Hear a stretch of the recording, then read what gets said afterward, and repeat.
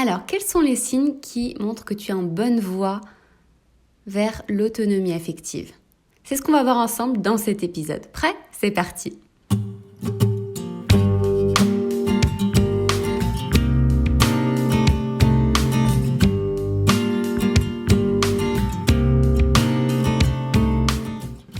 Hey, je suis Kenza Pache de kenzapache.com, psychologue spécialisée dans les relations interpersonnelles, l'amour et l'hypersensibilité, et je te souhaite la bienvenue sur ma chaîne YouTube. Tu es ici au bon endroit si tu veux apprendre à mieux te connaître et à t'épanouir dans ta vie et dans tes relations en tant que personne intuitive et hypersensible. Alors si c'est pas encore fait, abonne-toi à ma chaîne en cliquant sur le bouton qui est juste en dessous et active bien la notification, comme ça tu seras prévenu dès que je publie une nouveauté. Et si tu as envie d'aller plus loin et de commencer avec moi un accompagnement pour transformer tes schémas amoureux et pour aller vers davantage de connaissance de toi-même et d'épanouissement personnel et amoureux, tu peux regarder ce que je propose comme accompagnement sur mon site et le lien est juste en dessous dans la description de la vidéo.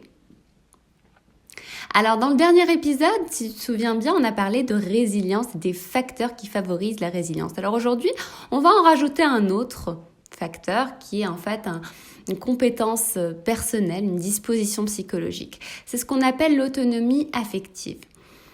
Alors une personne qui est autonome affectivement fait preuve d'une plus grande résilience, une plus grande adaptation aux épreuves de la vie, comparée à une personne qui n'est pas autonome affectivement. Donc c'est ce qu'on appelle être dépendant affectif. Donc l'autonomie affective est à comprendre justement en opposition avec la dépendance affective. Mais qu'est-ce que ça veut dire? En fait, l'autonomie affective décrit un état de réelle liberté intérieure et de réelle liberté affective. Alors, c'est pas une liberté réactionnelle, hein, c'est pas je fais ce que je veux, c'est pas non plus une liberté autosuffisante du style j'ai besoin de personne, je me suffis à moi-même, c'est pas du tout ça. En fait, être libre intérieurement, ça signifie ne plus être assujetti, ne plus être prisonnier, esclave des influences intérieures. Ça veut dire ton passé, tes démons intérieurs, la confusion dans tes émotions, les interprétations erronées que tu peux faire d'une situation, tes propres biais de raisonnement, etc.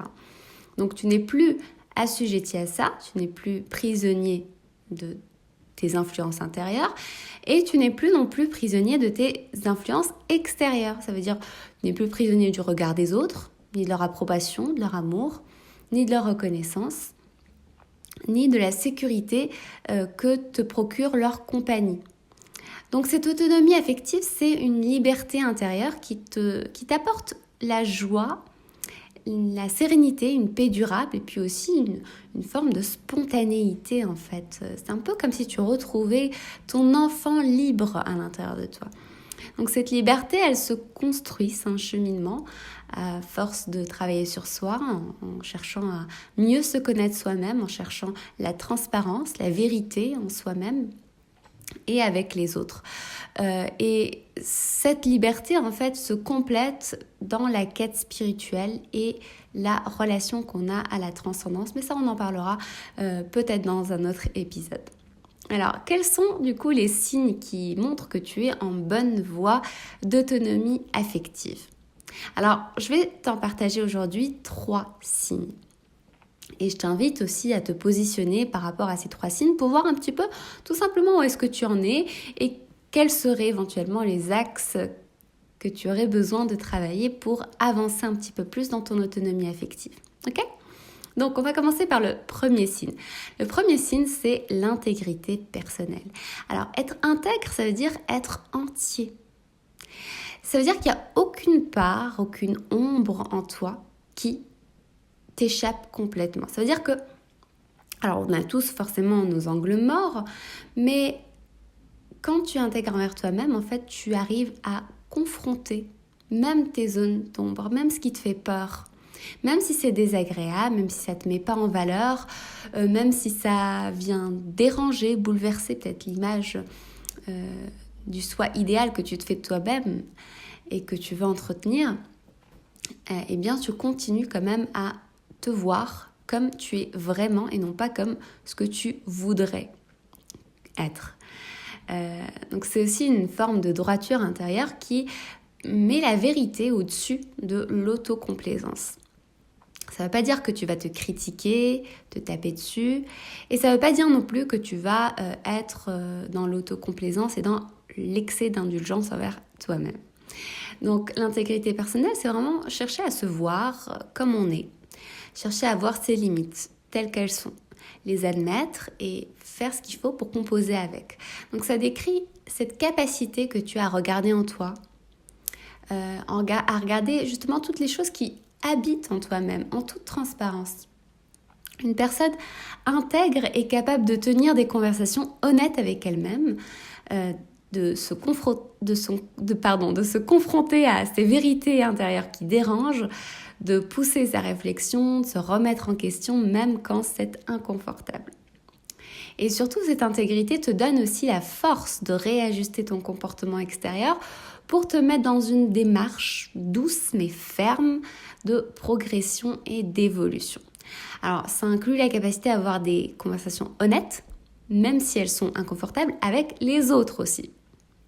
Donc, en un mot, ça revient à ne pas mentir, ni à toi, ni aux autres. Par exemple, réaliser que tu es dans une relation qui ne va nulle part, c'est douloureux. Réaliser que tu t'es menti à toi-même parce que tu n'as pas voulu le voir depuis le début et que tu as espéré sans qu'il y ait de bonnes raisons d'espérer, c'est encore plus douloureux. Mais l'intégrité personnelle veut justement que tu puisses regarder cette vérité en face et que tu puisses comprendre aussi que tu n'as pas voulu réagir parce que tu n'as pas eu envie de te retrouver seule, parce qu'il y avait des bénéfices peut-être que cette relation t'a apporté dans ta vie. Et ça, c'est déjà un premier signe d'intégrité personnelle. Mais ça va bien au-delà parce que ensuite, tu vas devoir tenir une position ferme et venir à bout de ta dissonance cognitive.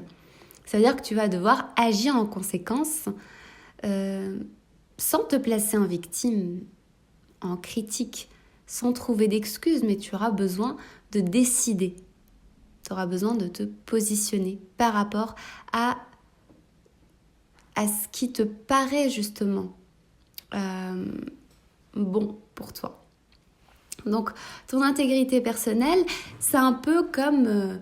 ça revient à dire que tu vas devenir le meilleur parent pour toi-même.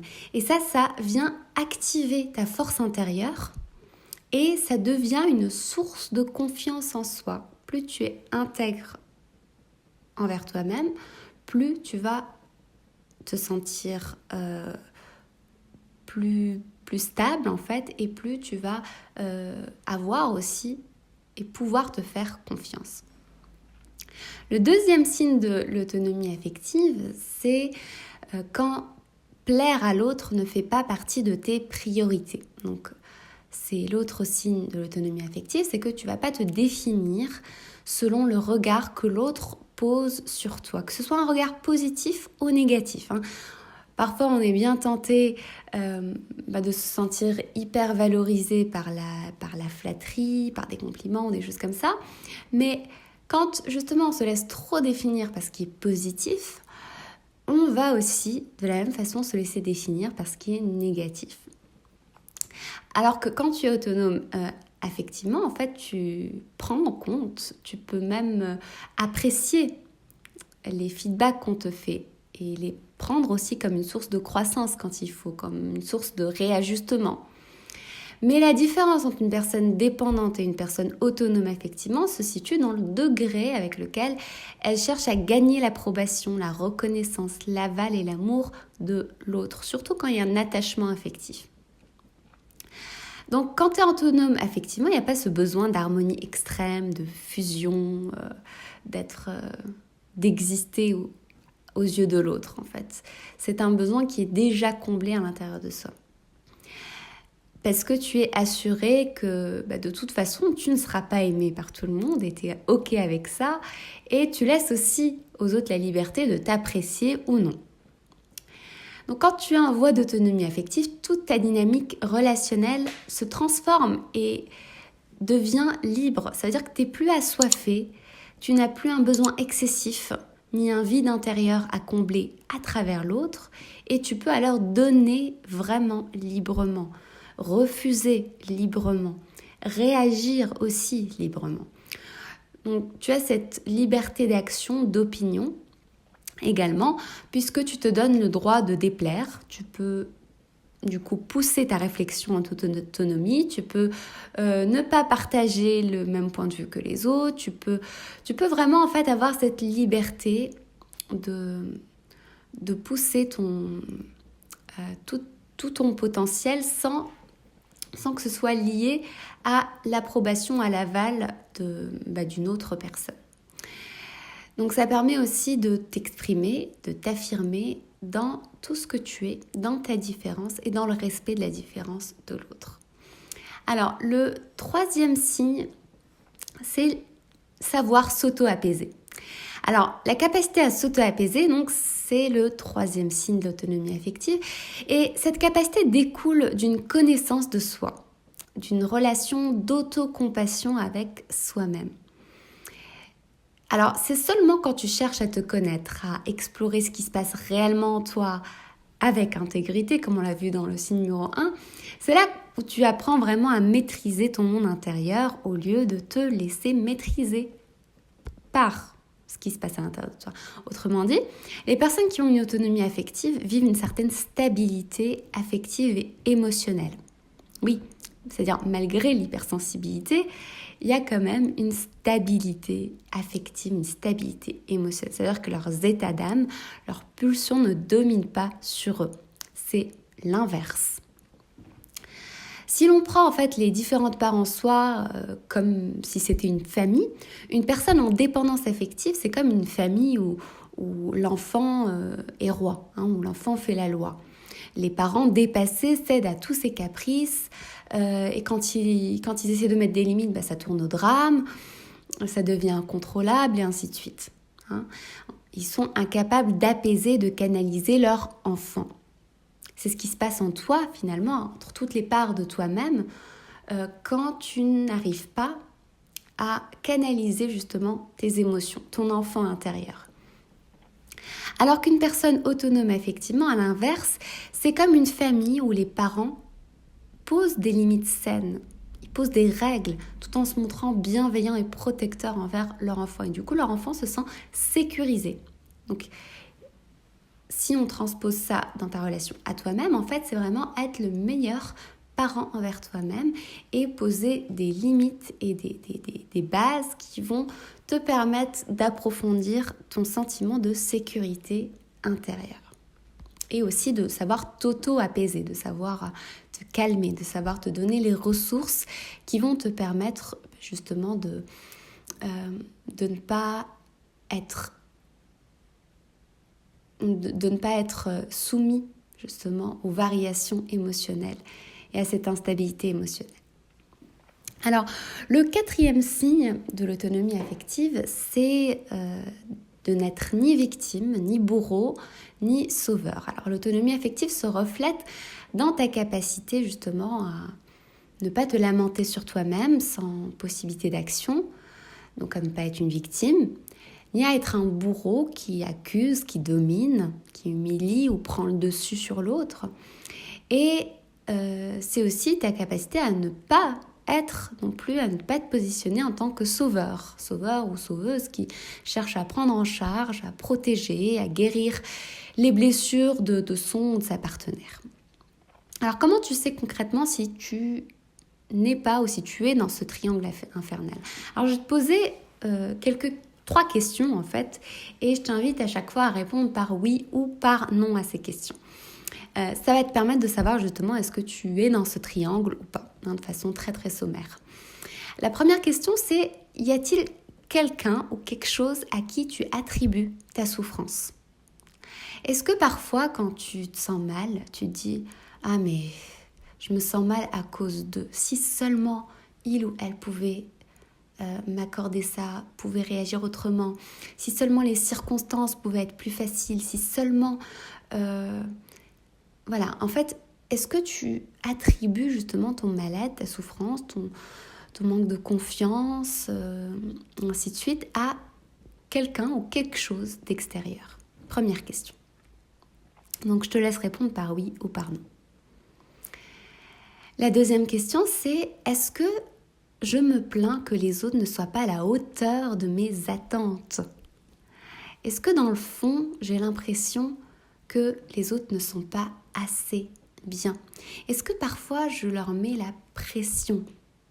Est-ce que parfois je me montre beaucoup trop exigeant, beaucoup trop critique envers les autres pour justement essayer de leur dire quoi faire, essayer de maîtriser, de contrôler, mais parfois de façon insistante, voire même envahissante?